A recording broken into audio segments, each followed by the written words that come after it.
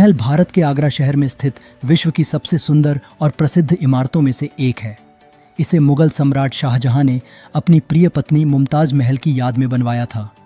ताजमहल न केवल प्रेम का प्रतीक माना जाता है, बल्कि यह मुगल स्थापत्य कला की सर्वोच्च उपलब्धि भी है।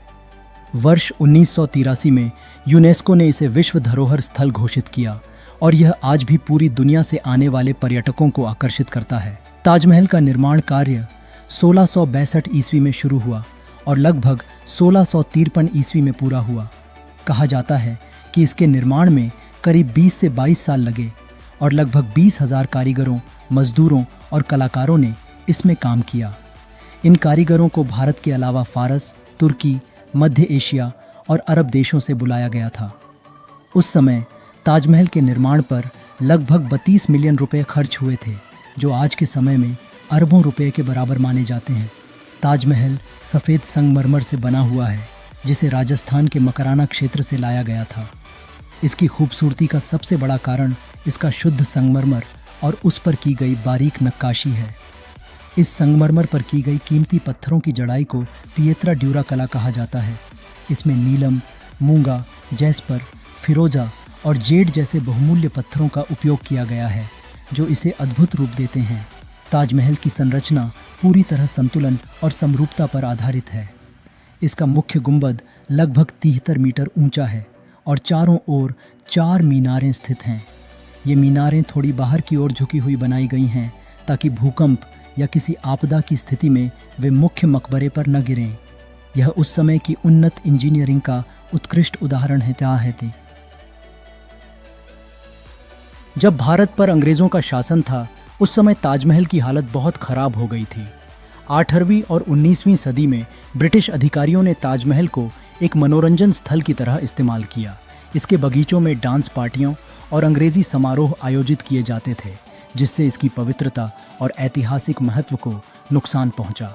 कहा जाता है कि कई अंग्रेज अधिकारियों और सैनिकों ने ताजमहल से कीमती पत्थर, चांदी के दरवाजे और सजावटी सामान तक निकलवा लिए। यहाँ तक कि संगमरमर को भी बेचने की योजनाएं बनाई गई थीं। अगर ऐसा होता तो ताजमहल का अस्तित्व ही खतरे में पड़ सकता था। हालांकि बाद में ब्रिटिश वायसराय लॉर्ड कर्जन ने ताजमहल के महत्व को समझा। 1901 से 1908 के बीच उनके आदेश पर ताजमहल की व्यापक मरम्मत और संरक्षण कराया गया।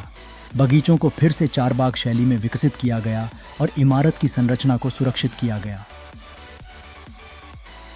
ताजमहल परिसर में प्रवेश करते ही सबसे पहले भव्य लाल बलुआ पत्थर से बना मुख्य द्वार दिखाई देता है। इसके बाद चारबाग शैली में बना सुंदर बगीचा है, जिसमें पानी की नहरें और फव्वारे लगे हैं। ये नहरें ताजमहल की छवि को प्रतिबिंबित करती हैं, जिससे इसकी सुंदरता और भी बढ़ जाती है। यमुना नदी ताजमहल के पीछे बहती है, जो इसकी नींव को मजबूती प्रदान करने में भी सहायक मानी जाती है। ताजमहल की दीवारों पर कुरान की आयतें खूबसूरत सुलेख शैली में लिखी गई हैं।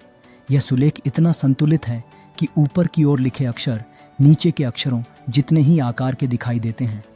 इस कला के पीछे गणितीय माप और दृष्टिभ्रम का अद्भुत प्रयोग किया गया है। अंदर मुख्य कक्ष में मुमताज महल और शाहजहां की कब्रें स्थित हैं। हालांकि असली कब्रें नीचे तहखाने में सुरक्षित रखी गई हैं।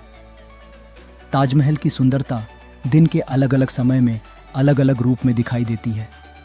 सुबह के समय यह गुलाबी आभा लिए रहता है, दोपहर में चमकदार सफ़ेद दिखाई देता है और चांदनी रात में यह दूधिया रोशनी में नहाया हुआ लगता है। पूर्णिमा की रात में ताजमहल को देखने का अनुभव अत्यंत रोमांचक माना जाता है। इसलिए इन रातों में विशेष दर्शन की व्यवस्था भी की जाती है। समय के साथ ताजमहल को प्रदूषण से खतरा भी हुआ है। आगरा में बढ़ते उद्योगों और वाहनों के कारण संगमरमर का रंग प्रभावित होने लगा था। इसे बचाने के लिए ताज ट्रेपेजियम जोन बनाया गया, जिसमें प्रदूषण फैलाने वाले कारखानों पर रोक लगाई गई। समय समय पर संगमरमर की सफाई भी की जाती है, ताकि इसकी चमक बनी रहे। ताजमहल केवल एक ऐतिहासिक स्मारक नहीं है, बल्कि यह प्रेम, समर्पण और कला का जीवंत उदाहरण है। हर साल लाखों पर्यटक भारत और विदेशों से इसे देखने आते हैं। ताजमहल भारत की पहचान बन चुका है और यह दुनिया को यह संदेश देता है कि सच्चा प्रेम समय और मृत्यु से भी ऊपर होता है। इसी कारण ताजमहल को प्रेम की अमर निशानी कहा जाता है। ऐसे ही रोचक और ज्ञान से भरे वीडियो देखने के लिए हमारे चैनल को सब्सक्राइब ज़रूर करें।